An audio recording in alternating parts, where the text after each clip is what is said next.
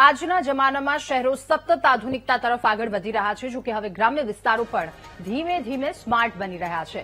આપણે વાત કરી રહ્યા છીએ સાબરકાંઠા તાલોદના નવલપુર ગામની, કે જ્યાં શહેરોને પણ શરમજનક સ્થિતિમાં મૂકે તેવી સુવિધાઓનું નિર્માણ થયું છે. નવલપુર ગામમાં રસ્તા, ડ્રેનેજ, સોલાર સહિતના વૃક્ષારોપણ જેવા અનેકવિધ કામો કરવામાં આવ્યા છે. ગામને પ્રદૂષણ મુક્ત અને હરિયાળું બનાવવા માટે અનેક વૃક્ષોની વાવણી કરવામાં આવી છે. નાના મોટા કચરાના ઢગલા તેમજ ગોબરને હટાવી ગ્રામ સ્વચ્છતાની મિસાલ પૂરું પાડી રહ્યું છે. આ સાથે જ સૌથી મોટું કામ ગામમાં પ્રવેશતી વખતે આવેલા તળાવને નવનિર્મિત કરવાનું. ગામની ડ્રેનેજ લાઇનનું પાણી ફિલ્ટર કર્યા બાદ તેને તળાવમાં નાખવામાં આવે છે. મોટાભાગના ગામડાઓમાં ગટરનું પાણી નદીઓમાં ઠલવાઈ રહ્યું છે, ત્યારે નવલપુર ગ્રામ પંચાયતે ગામનું પાણી ફિલ્ટર કર્યા બાદ ગામમાં જ રહે તેવી વ્યવસ્થા હાથ ધરી છે. ગામમાં સીસીટીવી, તમામ ઘરે ગેસ કનેક્શન, પીવાનું પાણી સહિતની સુવિધાઓ મળી રહેતા 750થી વધુ પરિવારોની ખુશી અને ગર્વથી રહે છે.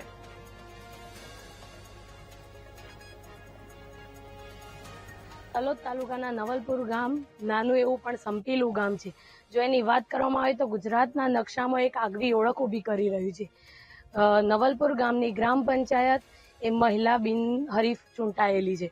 સરપંચથી લઈ ઉપસરપંચ, સભ્યપદે મહિલાઓ પોતાની સર્વસંમતિથી ચૂંટાઈ છે. તે એક નારી શક્તિનું શ્રેષ્ઠ ઉદાહરણ છે. બીજી વાત જોવા જઈએ તો ગામમાં સંયુક્ત રીતે લોક ભાગીદારીથી લોકો જીવન જીવી રહ્યા છે. કોઈ પણ પ્રોબ્લેમનું સોલ્યુશન કરવું હોય, કોઈને કોઈ પ્રોબ્લેમ હોય તો એ સોલ્યુશન લોક ભાગીદારીથી સોલ્વ કરવામાં આવે છે. નવલપુર ગામ અમારું નવલપુર ગામ એ મહિલા સમરસ ગામ છે. નવલપુર ગામની અંદર દરેક ઘર ઉપર સોલર લગાવવામાં આવે છે. ગટરની વ્યવસ્થા છે. ગંદુ પાણી એકત્રિત થાય છે, જેથી એનું રિસાયકલ કરી અને ફરીથી ઉપયોગમાં લઈ શકાય. અમારા નવલપુર ગામની અંદર નવા રસ્તાઓ બનાવવામાં આવે છે, જે સ્વચ્છ રાખવામાં આવે છે. મહિલાઓ પોતપોતાના ઘર આગળ પોતાની રીતે સાફ સફાઈ કરે છે. બીજું કે નવલપુર ગામની અંદર શેરિયામાં સ્પીકર લગાવવામાં આવે છે, જેથી કોઈ પણ જાહેરાત કરવી હોય, કોઈ સૂચના આપવી હોય તો અહીંયા ગ્રામ પંચાયતમાંથી આપી શકાય. મારું ગામ સુંદર વિલેજ બનાવવામાં આવ્યું છે. મારા ગામમાં ગેટથી અંદર પ્રવેશતા જ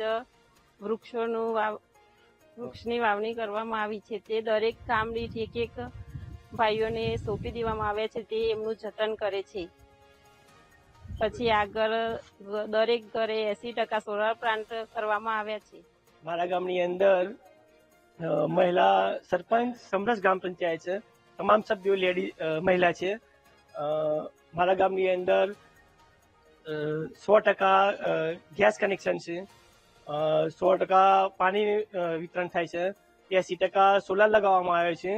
અને શહેરમાં જે સુવિધાઓ છે એની તુલનામાં મારા ગામનો 100% શહેરની લાઈન જેટલી સુવિધાઓ મળે છે એટલી જ મારા ગામને મળેલી છે.